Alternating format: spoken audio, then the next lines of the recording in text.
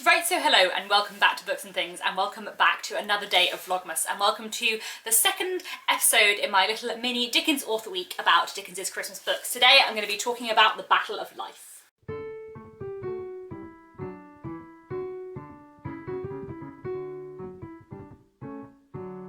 The Battle of Life is one of the less Christmassy of his Christmas novellas. It is divided into three parts, and only the second of which is set around Christmas time. Now, it's quite an interesting and different Christmas novella, partly because for a novella it's set across a really long period of time. It spans many years, at least I would say about 10. It begins with the birthday of Marion Juggler. Marion Juggler is the daughter of Dr. Juggler. She has a sister called Grace, and Dr. Juggler also has a ward called Alfred, who is incredibly in love with Marion, and they are engaged. But today Alfred is going abroad to train to be a doctor, and they have this kind of birthday celebration, and you get the sense that maybe Marion isn't quite so fond of Alfred as Alfred is of her, and also the sense that perhaps Grace is a little more fond of Alfred than perhaps she ought to be.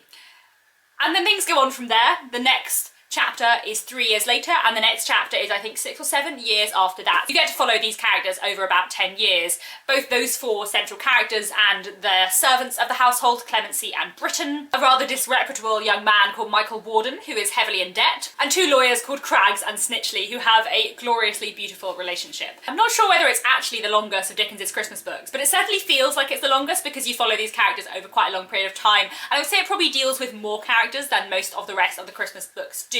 So, things I like about this novella. There are a lot. I'm very, very fond of it. I think it's really, really great and really engaging. And the reason why there are others higher than this is because I love the others more rather than because I love this one less, if you see what I mean. It's a really engaging and interesting and heartwarming story. And in many ways, it's not the central thread of Marion, Grace and Alfred that I find engaging, but all of the side characters and side plots, especially the relationship between the two servants, Clemency and Britain, which is really nicely done. Clemency's a really interesting character because she is presented and thought of by many people as being a bit of a laughing stock. You know, she's not sort of considered to be very intelligent, she is nearly illiterate, but she has a lot of emotional intelligence in the way that other characters don't, and she's also just really nice. I also love the relationship between Snitchley and Craggs, these two lawyers who are just a bit devoted to each other, just really, really close, dear friends who really care about each other and who kind of speak for each other and consider themselves one unit in their kind of personal life just as much as they are one unit in their business life.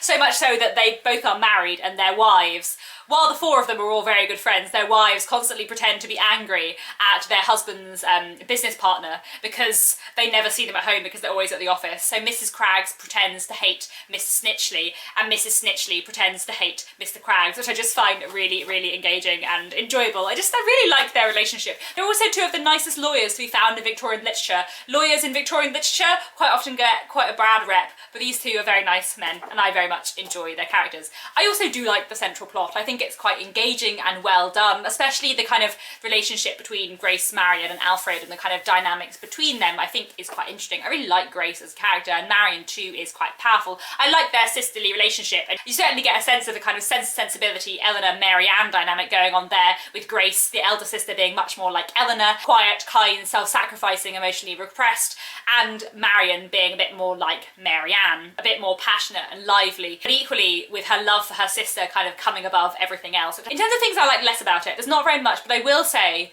to warn you, because I know not everyone likes this, quite often you hear Dickens being accused of being sentimental or overly sentimental, and this has never bothered me in his work. I find it fine. I enjoy the sentiment and I enjoy the sentimentality, but The Battle of Life is quite sentimental, if that's something that you don't enjoy in literature or in Dickens's works. It's also at the same time quite Shakespearean in its kind of being a little bit contrived, jumping from one bit of time to much later, having the kind of central heroines, heroes, and then some minor sort of comic characters, you know, misunderstandings over a long period of time and things like that. It kind of reminds me of something like Shakespeare's A Winter's Tale, which is something I really enjoy about it, but it does feel less naturalistic perhaps than some of his other stories. I say that all the Christmas books are quite, well, several of them are supernatural and the rest are not sort of supernaturalistic, but regardless, really, really enjoyable, and one that I would highly recommend. I'm very fond of The Battle of Life, and it's certainly worth a read.